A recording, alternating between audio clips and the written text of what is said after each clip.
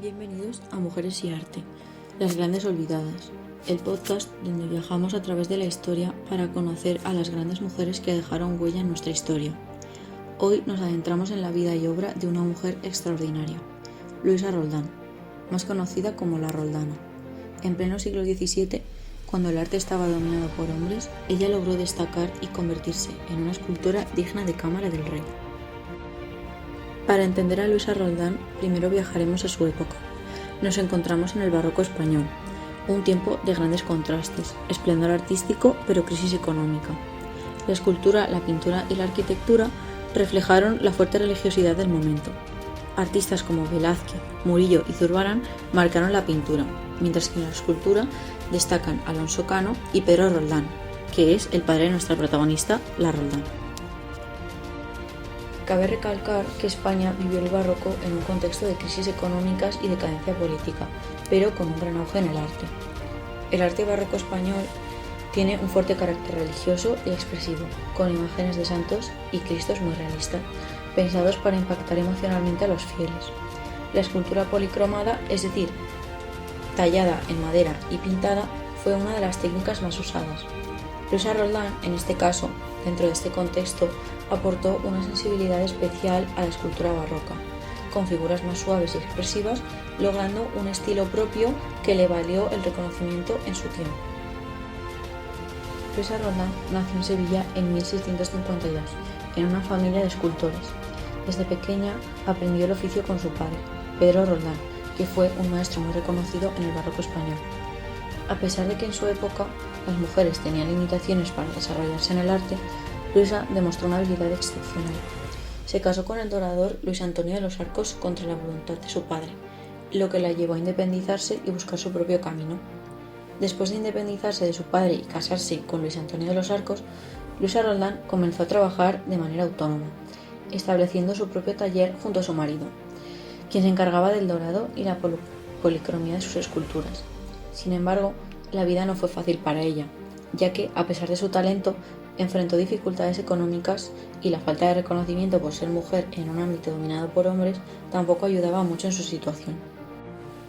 En busca de mejores oportunidades, Luisa y su esposo se trasladaron a Cádiz, donde recibió importantes encargos como el Cristo de la Clemencia.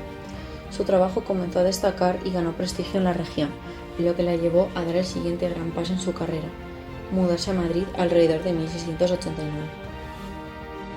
Una vez en la capital, consiguió un logro histórico al convertirse en escultora de cámara del rey Carlos II, un título que ninguna mujer había obtenido antes en España.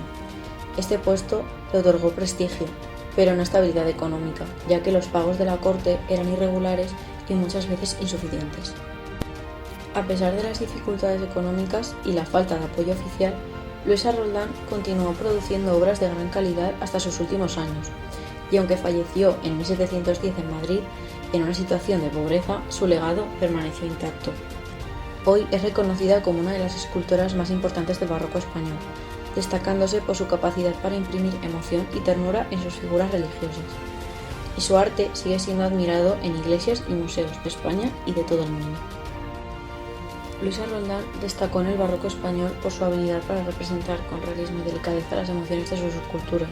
Como bien he dicho antes, su obra se caracterizaba por figuras esbeltas, con gestos suaves y una gran sensibilidad en los rostros, lo que la diferenciaba del estilo del dramatismo exagerado de otros autores de la época barroca.